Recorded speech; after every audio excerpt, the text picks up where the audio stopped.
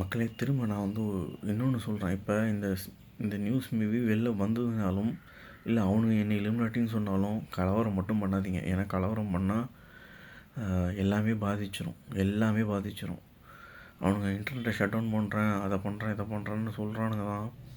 நம்ம எல்லாத்துக்கும் தயாராக இருக்கணும், எல்லாத்துக்குமே தயாராக இருக்கணும். நான் ஆக்சுவலாக விளாடிமிர் புட்டினாக இருக்கட்டும், ஷி ஜின்பிங்காக இருக்கட்டும், நரேந்திர மோடியாக இருக்கட்டும், இவங்க 3 பேரை மட்டும் நம்புங்க.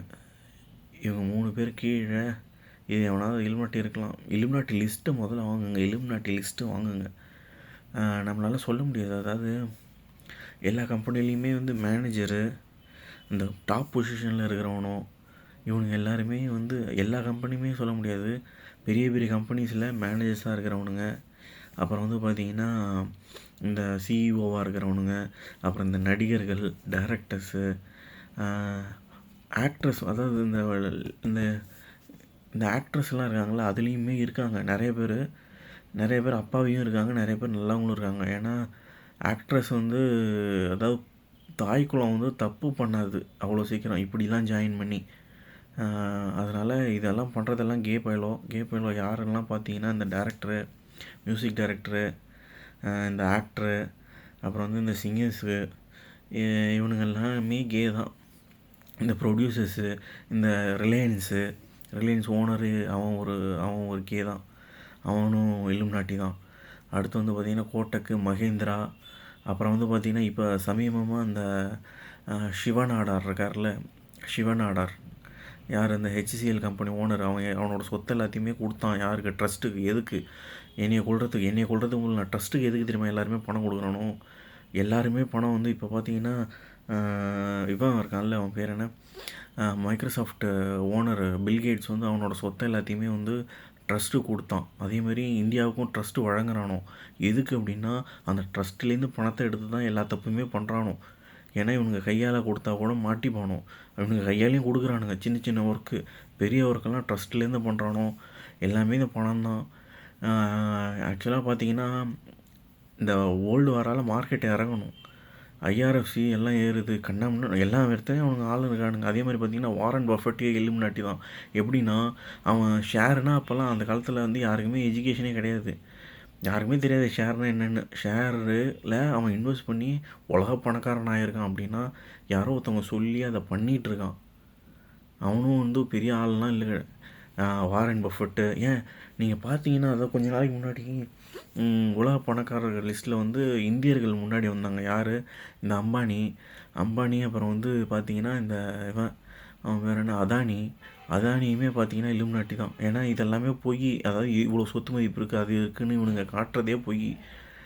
உண்மையாக இது எல்லாமே வந்து ஃபேக்கு. எல்லாமே உண்மையாக எல்லாருமே இலுமினாட்டி இவனுங்கெல்லாம் பிஸ்னஸ் பீப்புளுக்கு. அதனால் நீங்கள் எல்லாரையுமே இலுமினாட்டி நினச்சிடாதீங்க. இப்போ வந்து ஒரு சின்ன சின்ன கம்பெனிஸ்லாம் நல்லவங்களாம் இருக்காங்க. இதை கண்டுபிடிக்கணும்னா முதல்ல லிஸ்ட்டு வாங்கிட்டு அவன் கேவா இல்லையாங்கிறத செக் பண்ணணும். இது அவனுங்க எல்லாமே கே இல்லாமல் இருக்கிறவனுங்க யாருன்னா இந்த 13 ட்ரைப்ஸு, அப்புறம் வந்து இந்த அது இல்லாமல் 13 ட்ரைப்ஸ் இல்லாமல் ஏகப்பட்ட பேர் இருக்கானோ. வேறு ட்ரைப்லாம் இருக்குது. ரிச்சர்ட் பிரான்சன் ஏலியன் தான், மைக்ரோசாஃப்ட் ஓனர் பில்கேட்ஸு ஏலியன் தான், எலான் மாஸ்க்கு ஏலியன் தான், ஏன் ட்ரம்ப்பே ஏலியன் தான். ட்ரம்ப் என்னை காப்பாற்றினான் அப்படின்னு சொன்னானோ, அதனால நான் அவன் நல்லவன் நினச்சான். அவன் ஏலியனு. எல்லாருமே ஏலியன். அவனுங்க பார்க்க வெளிநாட்டுக்காரன் மாதிரி இருப்பானோ, ஆனால் மேக்கப் எல்லாம் பார்த்தா அவனுங்க மூஞ்சி ஒரு மாதிரி இருக்கும்.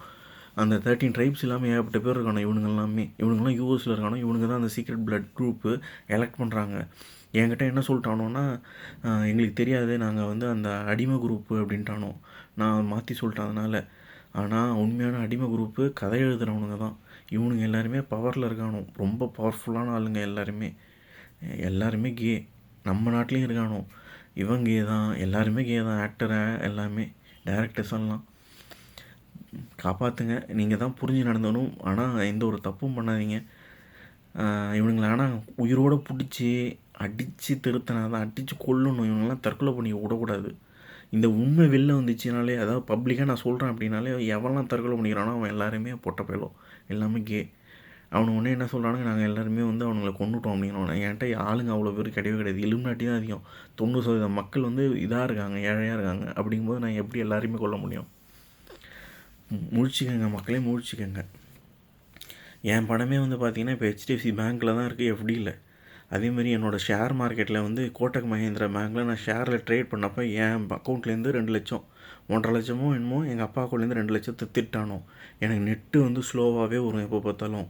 அதேமாதிரி நான் அப்லோட் பண்ண நிறைய வீடியோ உங்களுக்கு காட்ட மாட்டானோ. நான் நீங்கள் கொஞ்சம் புரிஞ்சுக்கங்க, அவனுங்க தான் மொத்த கண்ட்ரோலுமே வச்சுருக்கானுங்க. எல்லாத்தையும் ஷட் டவுன் பண்ணி எல்லாத்தையும் இது பண்ணானுங்கன்னா வாராயிடும். வாருங்கிறத விட மக்களை அழிக்க பார்க்குறோம் நான் திரும்ப திரும்ப. முழிச்சிக்கங்க.